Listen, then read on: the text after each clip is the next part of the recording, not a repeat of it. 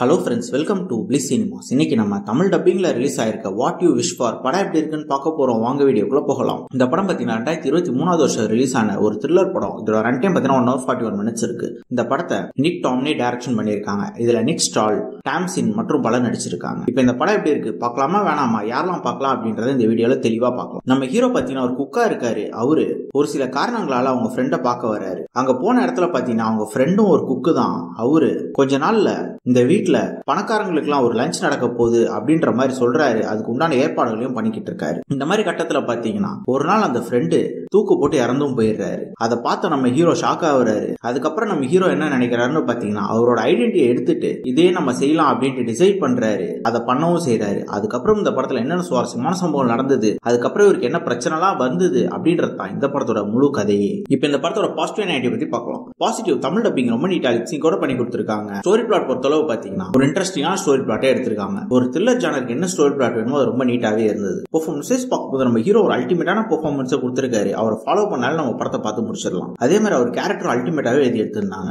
இந்த படம் பாத்தீங்கன்னா ஒரு ஸ்லோ அண்ட் ஸ்டெடியான த்ரில்லரா தான் இருக்கு. சோ ஒவ்வொரு சீனுமே ஸ்லோவா தான் போகும். நம்ம பொறுமையா தான் உட்காந்து பாக்குற மாதிரி இருக்கும். டெக்னிக்கல் ஆஸ்பெக்ட்ஸ்லயும் படம் சவுண்டாவே இருக்கு. சினிமோட்டோகிராஃபி, சவுண்ட் எஃபெக்ட்ஸ் எல்லாமே நல்லாவே இருக்கு.